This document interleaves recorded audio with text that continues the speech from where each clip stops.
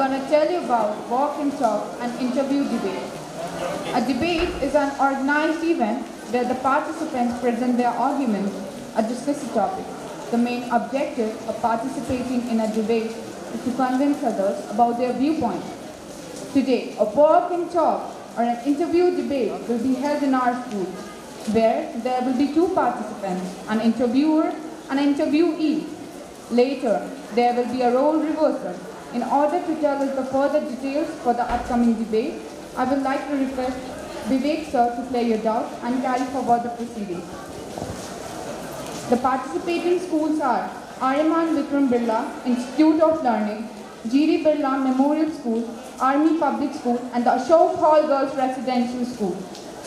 Judges for the debate are Dr. Mohammed Asif, Mr. Deepak Tiwari, Dr. Shalvi Vaishnavi. Thank you. Now over to Vivek sir.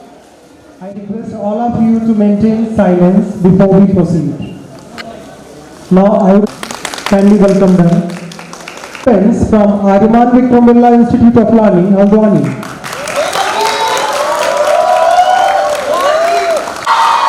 Right hand side.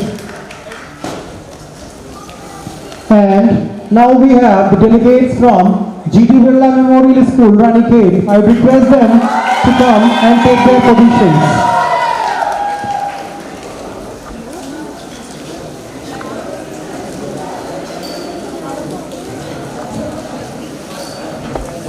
This is a different sort of debate, that's walk and talk, where there is no such notion that you can take, but you all are getting a different topic, and you must have seen the debate in the news channels. So this is a sort of debate, and you are allowed to walk on the stage and ask the question, and your counterpart delegate is supposed to answer your questions. Before I proceed, I would like to read out the rules and regulations so that all your doubts are clear.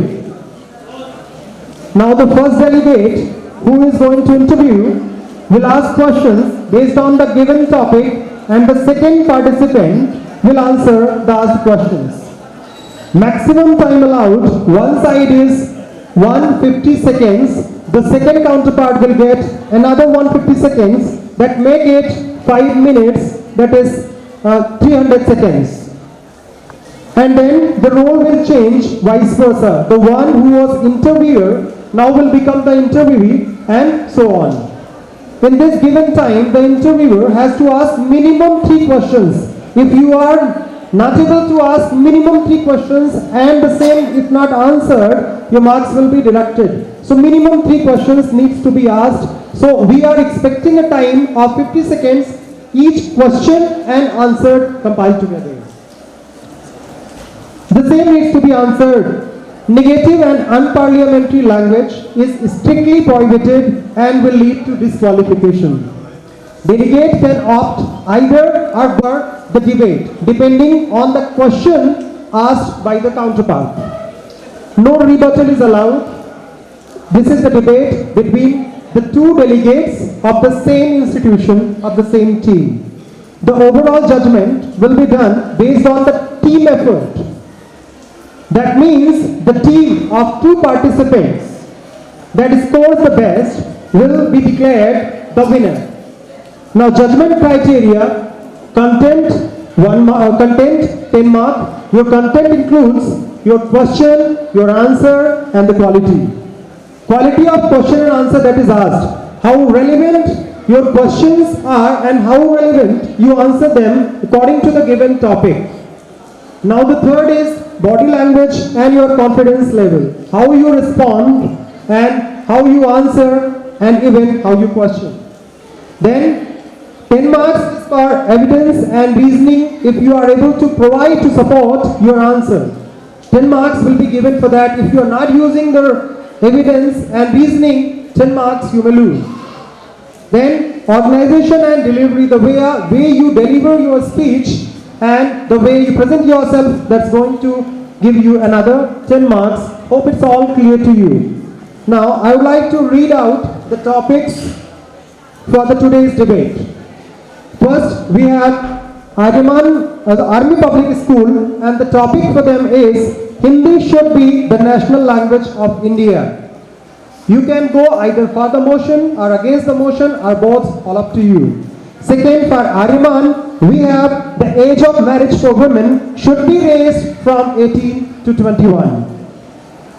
Ashok Girls Residential School, the topic is news channels are breaking the rules to give us the breaking news.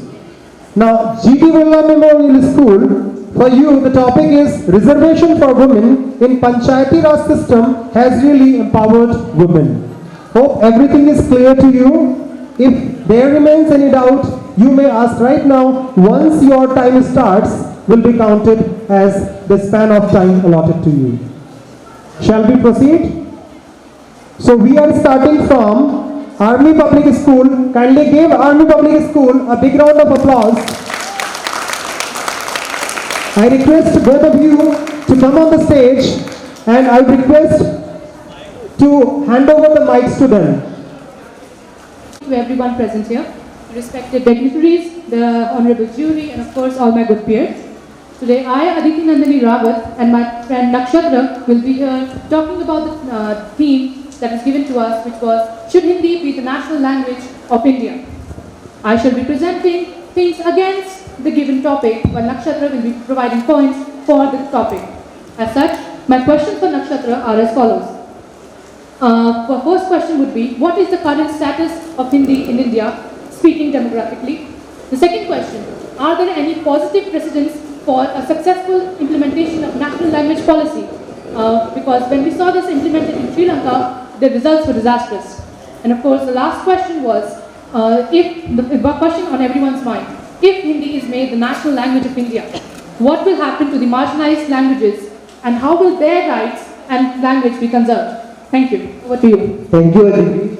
So my answer to your first question is that Hindi language spoken by 43% of India's population and 58 crore individuals. Hindi is amongst the top 5 most widely spoken languages in the world. Thank you. And my answer to your second question is yes. Firstly, talking about Sri Lanka, the problems and the conflicts which had, the language was not the only one sole reason behind it. There were other bunch of discriminations which were held against the Tamils living over there. And talking about the successful implementation of the national language policy, I would give examples of countries like Singapore, Malaysia and Indonesia. Singapore and Malaysia has Malay and Indonesia has Indonesian as their national language.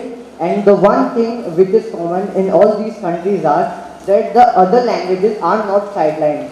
The equal importance is given to all those other languages also. And Singapore has 4 official languages and Malaysian government highly appreciates English as a second language.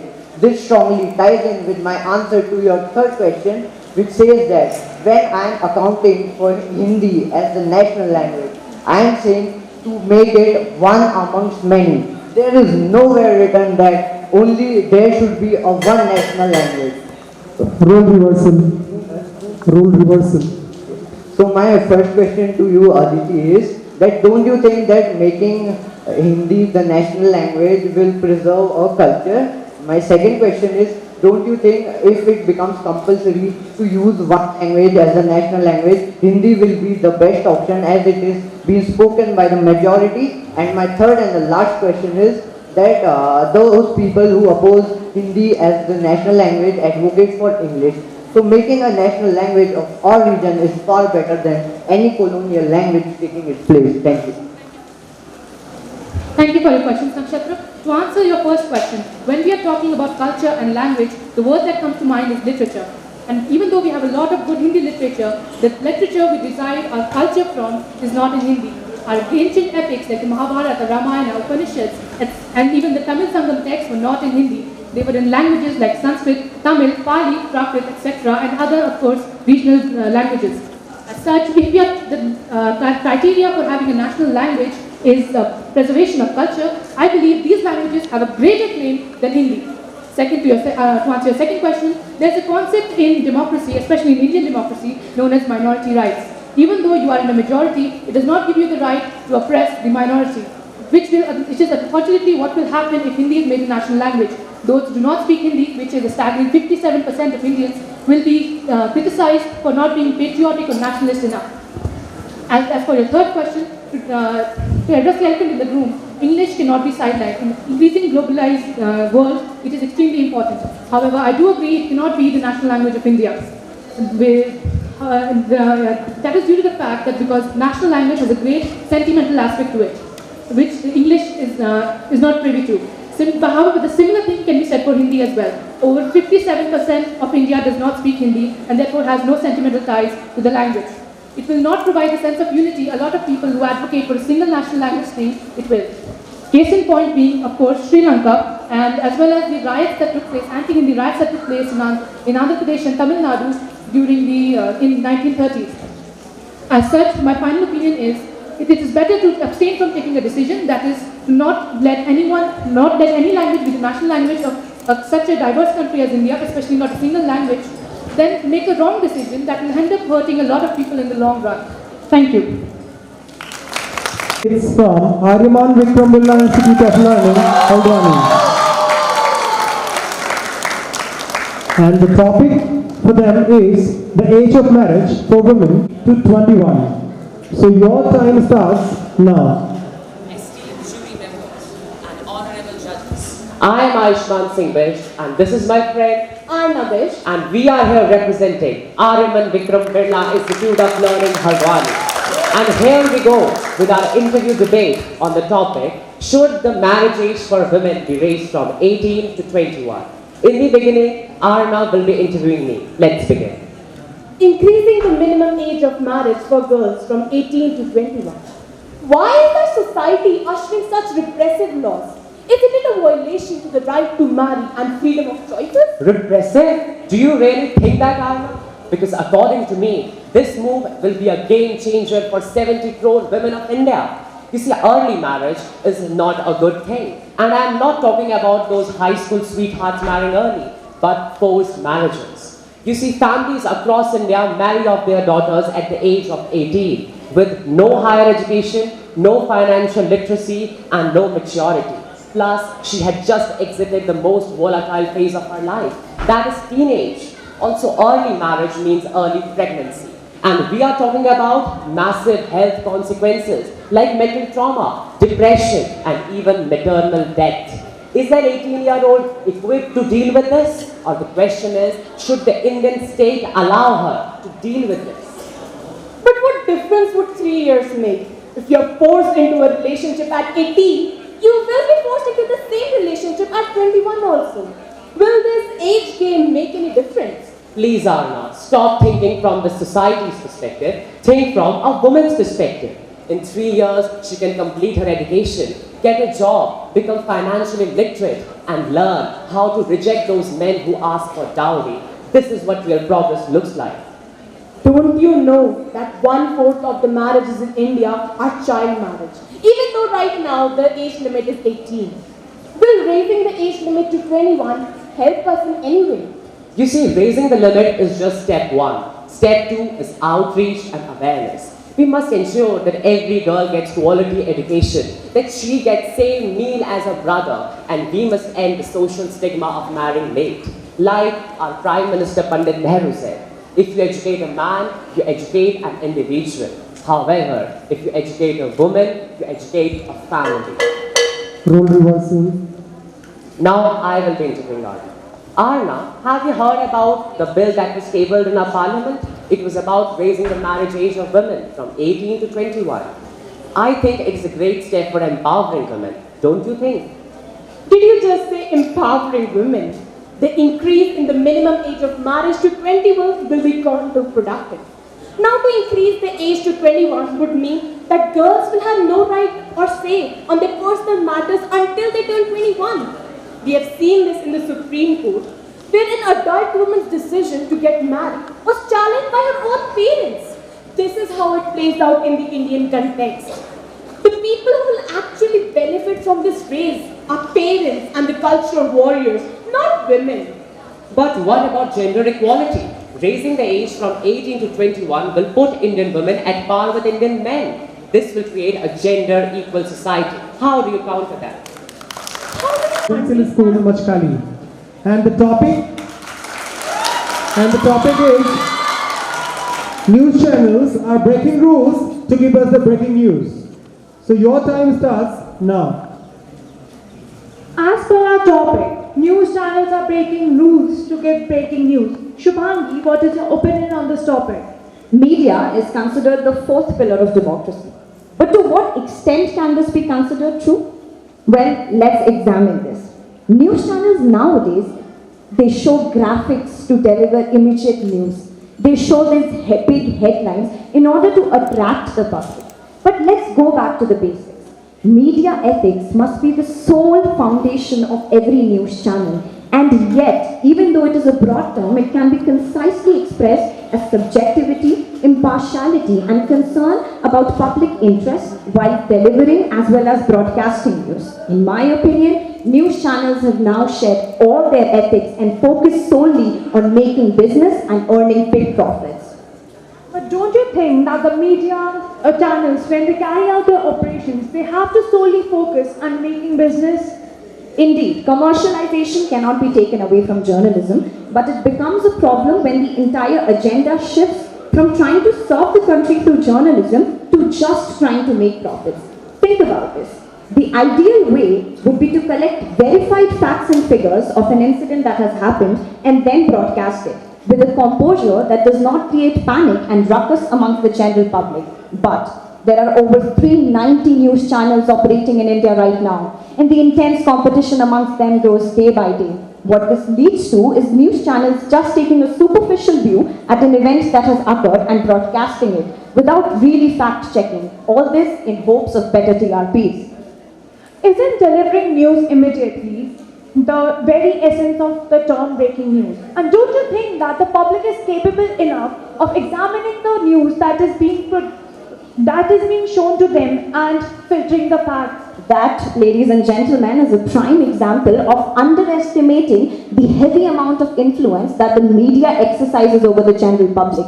Nowadays, the media has not restricted itself to delivering the news. In fact, it is now telling the public what to think about the news. So many Indian news channels can be considered as simple propaganda machines for spreading one political ideology or thought. So much so that news channels, they make the victims of an incident so uncomfortable by asking questions again and again. They drag one sensational topic to such. Thank you. I would now like to ask you, Gaurangi, what is your opinion on the matter? There is no doubt of the fact that media is an indispensable instrument of dissemination of information. Media plays a vital part in showing us the live or the recorded telecast of all the important and major events. It broadcasts, prints or updates us on news again and again so that the general public is aware of what is going on in the country and around the world. It is the mass medium for the freedom of expression and has the responsibility to give expression to public opinion. Interesting. Do you think today's media can be trusted in expressing the general media's public's opinion? That is the conundrum. It is fair to say that the media cannot give expression to all the events and categories, but the responsibility of what news to take and what to leave depends upon the discretion of the editor. But then the question arises of what news and what range of news should be shown. Clippings of comedy shows, astrologers predicting the future, cricket experts who are allegedly making assumptions and criticizing cricket players, and the worst of all, minute and dare I say rather insignificant details of the life of celebrities, all of this being presented as breaking news. Do you really think that news about a person's personal life might be fun for a person or maybe something useful, but showing this as public interest isn't wrong? Media channels sometimes take up crime stories and declare someone as guilty even before the court has delivered its verdict. Don't you think that is wrong? This was done in the Sheena Bora case or the Arushi Talwar case. So yes, the media does have its fair share of shortcomings. So you believe that though the media has its fair share of shortcomings, it has still scope for improvement? Yes, I do. Well, what are the corrective measures you suggest? Well, censorship is definitely not the answer. Over 70% of Indian consumers rely on news channels as their source of information. Self-regulation is not working for news channels, and the standards issued by the Press Council of India are more in the nature of guidelines. So what's needed is a strict authority working towards maintaining a balance between media ethics of news channels and their freedom of expression. Competition between news channels is also a very major region. As to end the day, I would like to say that the media should work and revisit their ethics and act as true journalists towards the country. Thank you. Thank you, everyone. Thank you. The participants from G.D. Birla Memorial School, Ranikhet, I would like to welcome them on the stage. And the topic for them is the reservation for women in Panchayati Raj system has really empowered the women.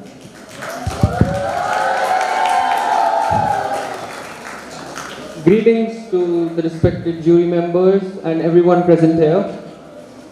Today I, Rishi, and I, Aksh, we are here to discuss on the topic and to put our views forward on the topic as sir told. And this reservation for women in the Panchayati Raj systems has really helped in empowering women. Aksh will be speaking for and I will be speaking against the motion.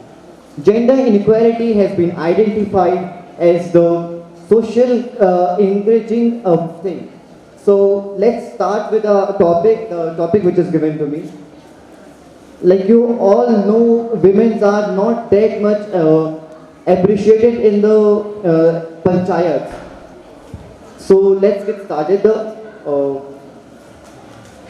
So Aksh, don't you think that women should be more appreciated in the panchayats and it has not improved from the past few years? Don't you think this has happened? Yes, Rishi, I think so because the local governments are more close to the people, so that the women panchayats are more responsive and are more taking the more responsibilities. So, and the main objective of the panchayat is to satisfy the needs of the people. So okay, panchayat do have satisfied the needs of the people, but there have also been a general notion that women are proxy in politics. How will you address this? Empowerment of women should be started from the villages. And if we talk about empowerment of women in the case of politics, so the main aim of empowerment of women in the politics is to just increase their efficiency and to rule everything with rules and regulations. Okay, that is a fair point, but Aksh, don't you think that we all should also appreciate women's presence in at the bottom levels of our democracy? What are your opinions on this? Yes, Rishi. The representation of the women in the panchayat has been increased from so many years. As you all know, India, in a country like India with a population of 1.4 billion, 1.4 billion people and a gender ratio of 930 females per 1,000 males. So it becomes important for the government to equalize between the male and the female for the development of the country. So Rishi, I would like to hand you the mic. As you made the point, okay. Coffee. Yes, that's right, but I spilled it all. Why are you interrupting in the middle of the program? How does this mic work? How does our sound reach the audience? Would it have been possible to hear it from this low distance by extraterrestrials? This is all about science, isn't it? Well, ladies and gentlemen, please hold your breath. This is a time to witness the bizarre phenomenon of nature and the world through science. The judgmental criteria are as follows. Application of concepts, 10 marks. Number of experiments within the time, 10 marks. Way of demonstration, 10 marks. Way of explanation, 10 marks. Usage and handling of equipment, 10 marks. The participating schools are Army Public School, Aravind Vikram Birla Institute of Learning, G.D. Birla Memorial School, and Ashok Hall Girls Residential School. The judges for Fun with Science are Mr. Dinesh Chandra Sampat, Dr. Mohammad Asif, and Mirza Altaf Beg. Now, coming up on stage are the students of Army Public Schools with their performance.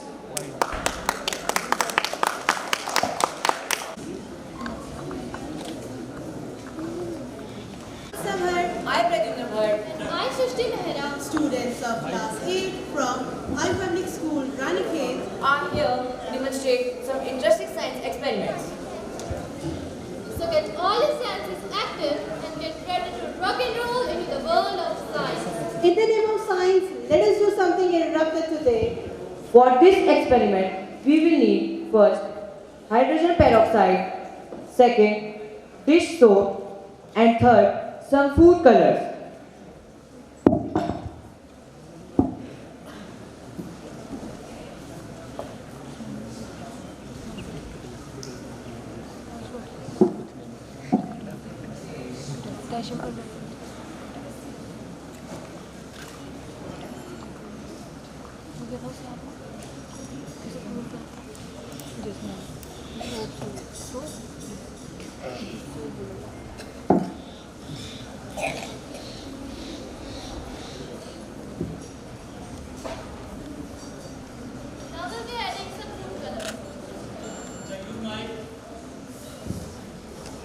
Now we will be adding some food colors.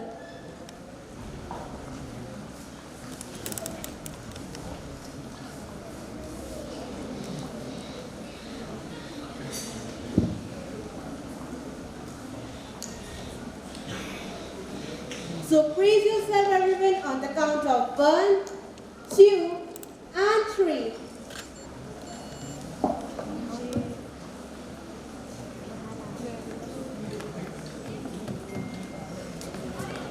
What you all can see here is a giant elephant toothpaste. Potassium permanganate breaks hydrogen peroxide to release oxygen. This released oxygen comes in the form of froth of soap. Potassium permanganate is a catalyst which speeds up the reaction. Now let us do another interesting experiment with the same chemicals.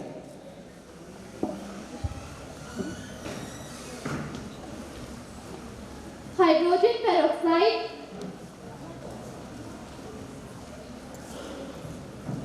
potassium permanganate.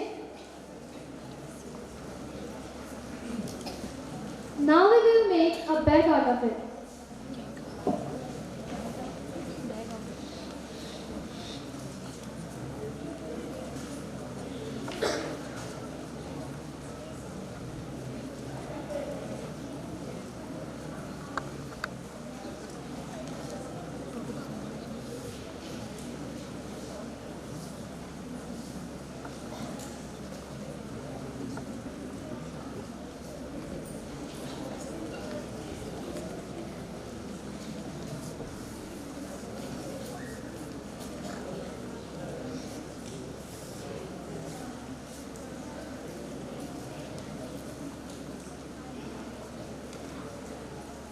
Now, we will suspend this bag of potassium permanganate into the flask.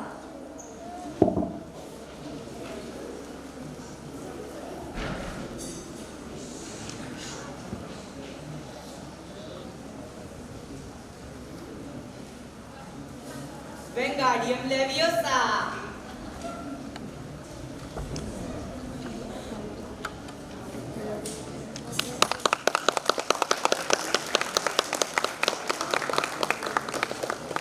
Potassium permanganate reacts with hydrogen peroxide to produce fumes.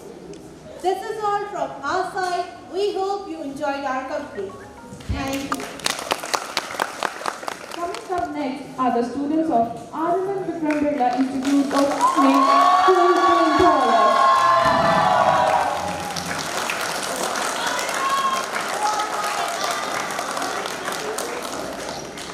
Good afternoon to one and all present here.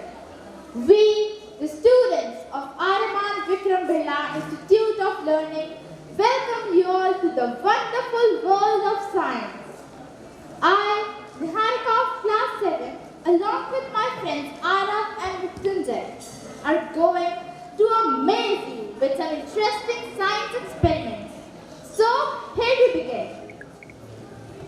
Wow, Techno Move Cafe. Let me take a sneak peek inside. Hey, what's this? This is a fountain based upon atmospheric pressure, which is further working on Pascal's law. That's amazing. What's this? This is Cartesian dye, or simply a mini aquarium. What is this colorful drink here? This colorful drink is known as chameleon liquid. Can I drink it? No, sir. Chameleon liquid is a chemical mixture which can change color from pink to brown. But you are welcome to have some drinks inside our new cafe. Okay then. Excuse me. Can you have a drink for me? Yes, sir. Please show me your invite. Invite? Sorry, I think I've left it at home. Well, it was Mr. Sharma's 45th birthday invitation card. And it was printed in brown and golden font. One more uninvited guest. Okay, sir. Please be seated and tell me your order. Get me the yellow drink. Yes, sir. Yellow.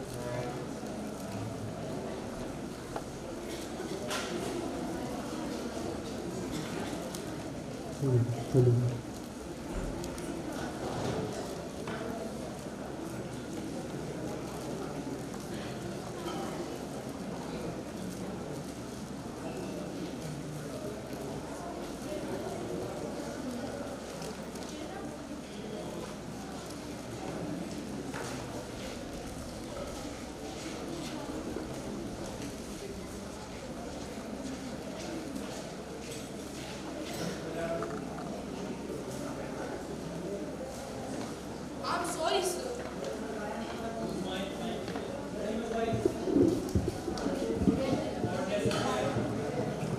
I'm sorry. Hello. I'm sorry, sir. I can't serve you the yellow ones. The yellow ones are just over. Okay then, get the middle one. Yes, sir.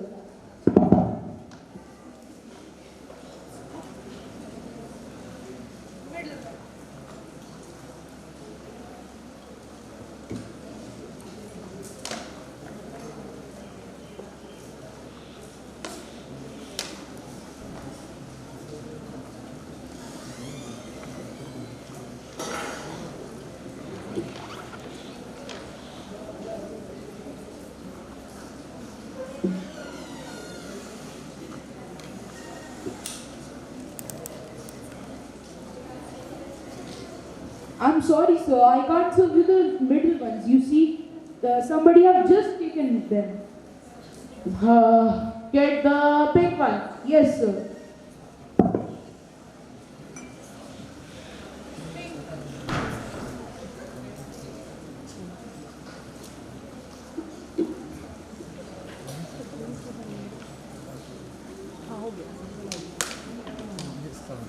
I'm Apple, sir. I just served the last pink ones. At least bring me some water to drink. Yes, sir.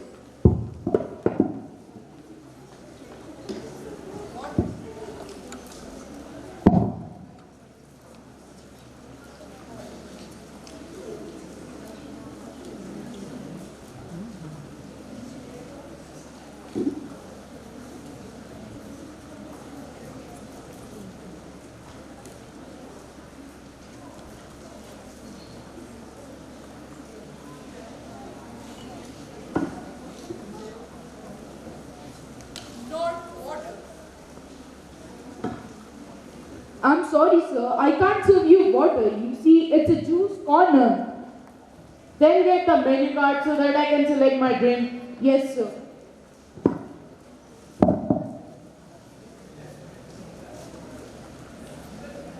There is nothing printed over it. Show it to me, sir.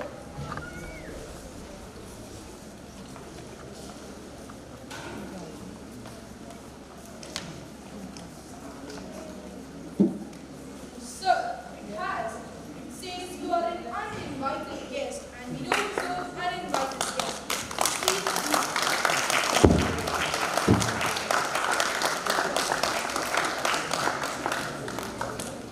Uninvited guest and a clever bartender. Now is the time to understand the science behind color-changing liquids. Of course, none of them are juices. Sir, can I check without He is comfortable speaking without mic.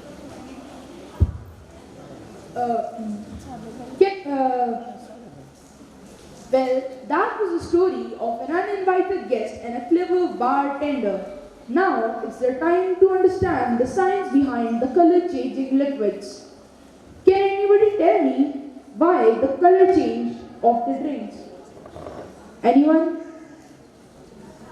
Well, this activity is based upon the concept of acid, bases and indicators. The first drink was turmeric solution. When we add a little bit base to it, it turned red. The second drink was China rose solution. When we add a little bit acid in it, it turned orange. Both of these, China rose and turmeric solution, are natural indicators. Over to you, Ayaz. The third drink was phenolphthalein added with a base, and when we add acid in it, it changes to colorless and gets neutralized. The last drink was of course not water. It was vinegar solution, and when we add methyl orange in it, it changes to pink color. Both of these, phenolphthalein and methyl orange, are synthetic indicators. Can anybody tell me what's the value of pH when a substance is acidic, basic or neutral? Anybody? When a substance is acidic, its pH value is 1 to 6, and when it's neutral, it's 7. And when a substance is basic, it's 8 to 14. And in the menu card, acid-base principle is used. Now, never mess with science.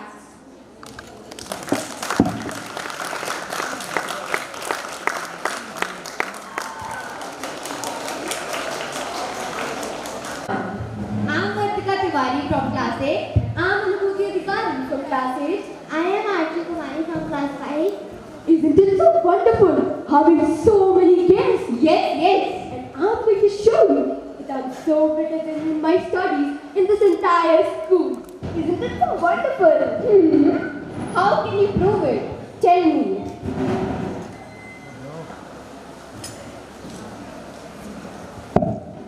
Can you transfer the water from this beaker to this beaker, not by this way, from here to there, keeping this as the position?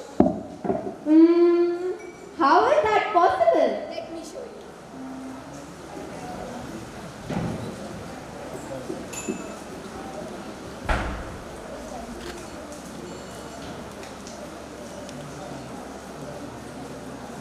Manoj sir. Oh, wow.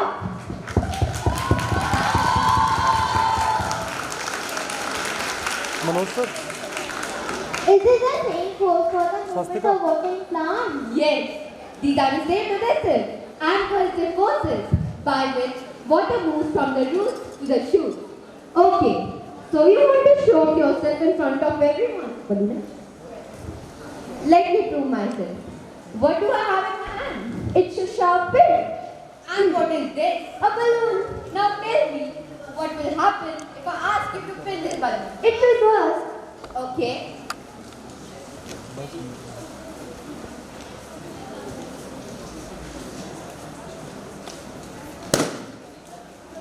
And what if Are you?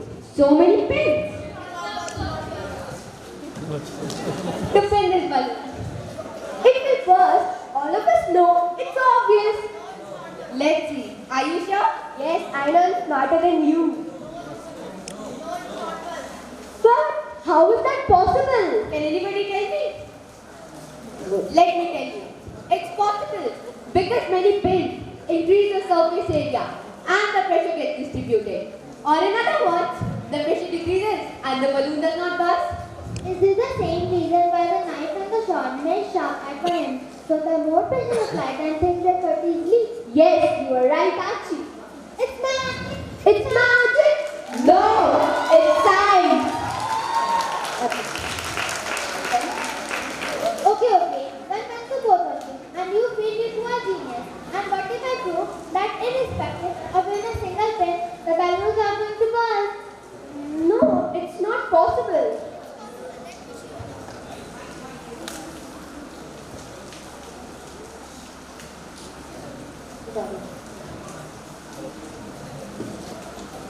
Oh man!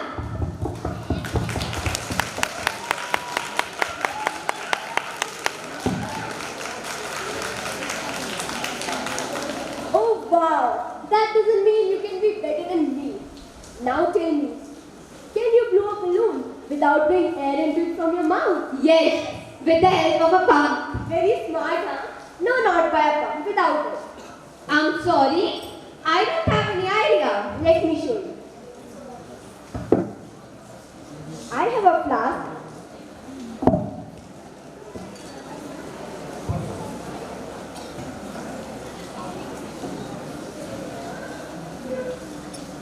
And now I'm pouring some.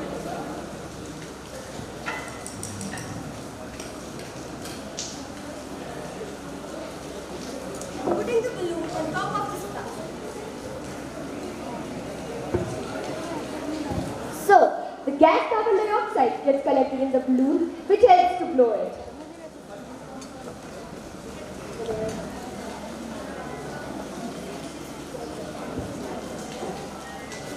Okay, let me show you what can I do. Tell me, what's this? Lemon. What kind of a substance is it? It's an acid. What does it contain? Vitamin C. Okay. What is this? Let me have a look. Yes, please. It's vinegar. What does this contain? It also contains an acid.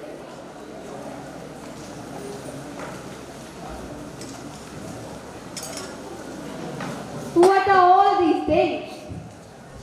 Soap, shampoo, toothpaste, and detergent powder. Can you tell me whether they are acids or bases? Bases. Acid and bases. But how will we identify a substance whether it's an acid or base? Can you tell me? I don't have any idea. Let me tell you. Here, I have a beaker and I'm going to add some detergent powder.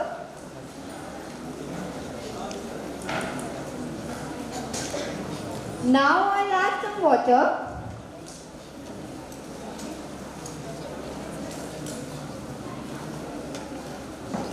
And in another beaker, I'll put some turmeric powder.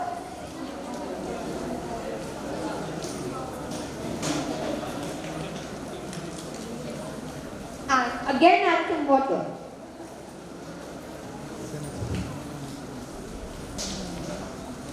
Yes, please. So, now all I do is to pour this turmeric solution over this detergent solution, and you can see a change in color. But if I add the same solution over vinegar, the color will not change. Do you know why did it happen? I don't have any idea. Let me tell you. It happened because turmeric acts as a natural acid-base indicator, and by this method we can identify whether a substance is acidic or basic. Here we can see detergent has basic properties, whereas vinegar has acidic properties. Now, do you agree I'm better than you? No, I'm better than you. seen a lot of you. And you two are all the time bragging about yourself in front of guests. But hey, wait, can you hold a brick for a paper? No, it's not possible. And what if I say not only one brick, as many bricks by just a paper? No, I don't think it's possible. And that's why I tell you, never underestimate the power of a big thing or a small girl like me. Let me show you now.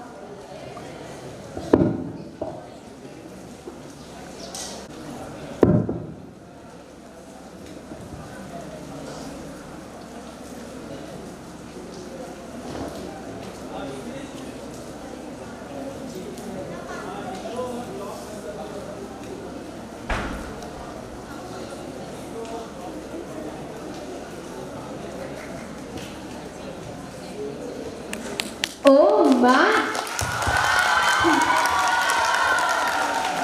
Now it's time. Indeed, it's time. Thank you, little girls. Now I would like to call upon the students from GDBMS for their performance. Hello, Amma. Pray tell, why have you called me here? By the sounds of calling me here, it looks exciting. Yes, boss. Trust me. I'm going to show some experiments that if these two here can learn, so can you. Go ahead. Okay, can I borrow $10 from you? To burn it, of course. Nothing special. What? Show to burn it? Are you crazy? Oh, come on. Thank you.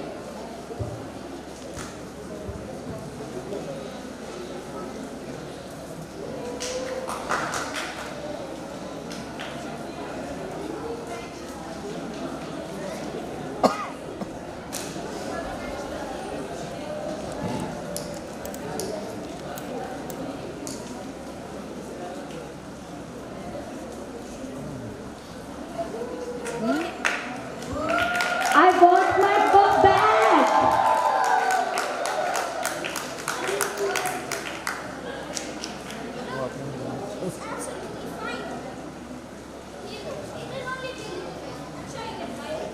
Oh, that was exciting. That is a question. I have a challenge for you. Can you create a sound from this straw? What kind of straw? What kind of sound? This the sound coming from this? Let me try. How do you do that? It's not working for me. That's on the other side. I have to cut it like yours? Yes. Wait.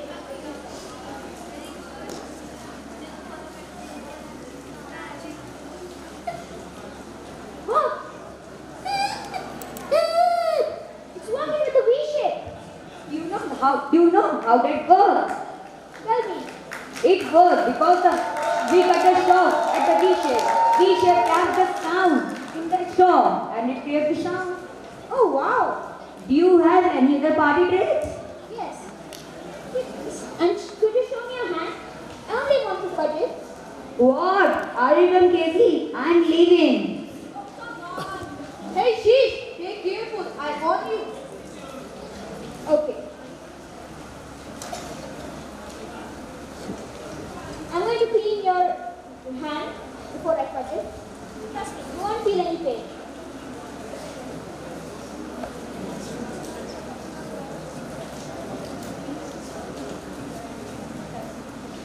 I'm going to clean the knife. And then I'm going to cut the hand.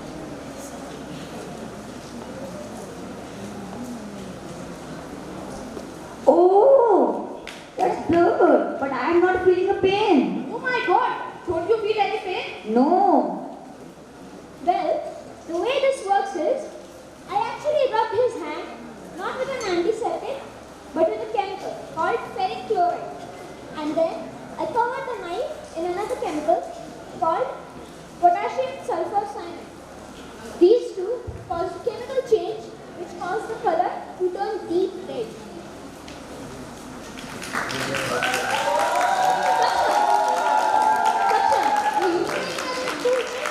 Yes, I have something to show you.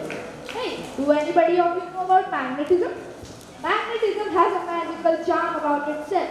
Its ability to affect metals like iron, nickel, and cobalt on touching them captivates the children's imagination by witnessing the magnetic field formed by iron filling surrounding the power magnet.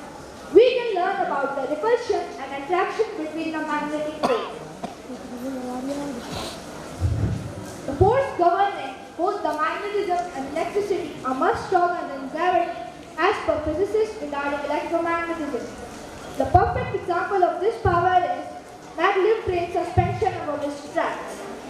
Electromagnetism is a fundamental non-contact phenomenon in which an electrical circuit causes a change in magnetic flux. Now, have a look at this project. This is an electromagnet. With the help of a battery, we are passing electricity through a copper wire around the iron nail. When we will turn on the switch, it will attract iron filling towards it.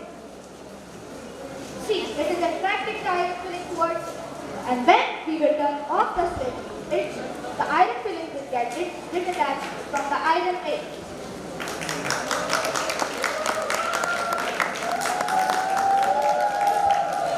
Thank you.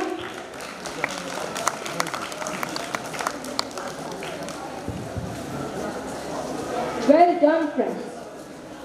Now I request our Honorable Principal Sir to hand over the token of appreciation to Mr. Deepak Tiwari and Mr. Dinesh Chandra.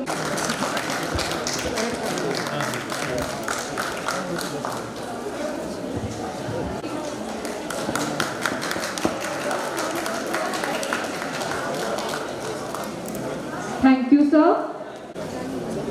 Good afternoon. Comic art satellites, political and social life in Scotland in the 1820s. However, it was conceived and illustrated by William Reed, a Swiss author and a caricature artist. Next, lived in Geneva between 1799 to 1846, is considered the father of modern comic strips. Present-day comic strips can be found in many magazines and in all newspapers. Manga is a term used for a variety of comic books and graphic novels which were produced and published in Japan. Two things on Comic-Con, which is the drawing of comic art strips by the budding artists of different schools that took place off stage will be now presented before you. Comic strips are usually arranged horizontally that are designed to be read as a narrative. Comic strips are used to tell a story. They can use both words and pictures equally. Comic strips use a series of frames to show the movement of stories. Are as follows: creativity 10 marks, originality 10 marks, space division 10 marks, neatness 10 marks, and overall performance 10 marks.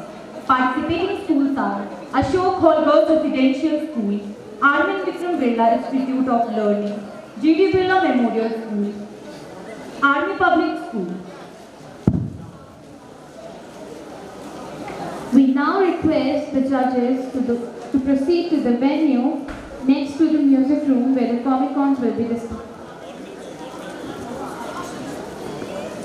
After the school song. It helps them to communicate their ideas. It strengthens family bonds and memories. Judges are as follows: theme-based 10 marks, originality 10 marks, clarity 10 marks, creativity 10 marks, visual appeal 10 marks. Participating schools are Ashok Hall Girls Residential School, Arvind Vikram Birla Institute of Learning, G.D. Birla Memorial School, and Army Public School. We request the judges to visit class 4 next to the visitors room where the Comic-Cons will be displayed. Photography exhibition has been arranged on the first floor, the English lab for the students and the humanities lab for the judges. The student volunteers are requested to escort the judges. We will move only after the school song. For Shoot the Frame, the judges are Arnab Mandal, Rekha Silori, Yashoda Rautela. Thank you. Over to Gaurav. I now request everyone to please rise for the school song.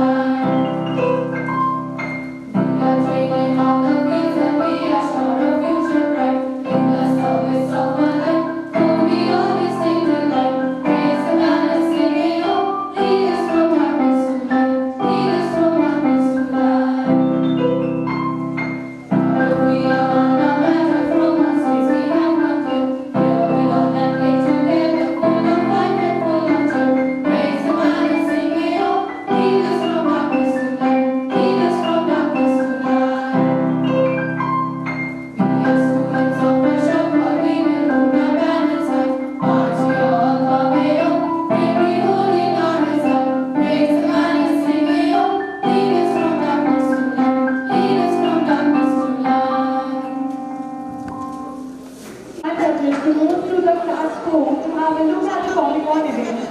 Then let us move to the upper corridor, right side to witness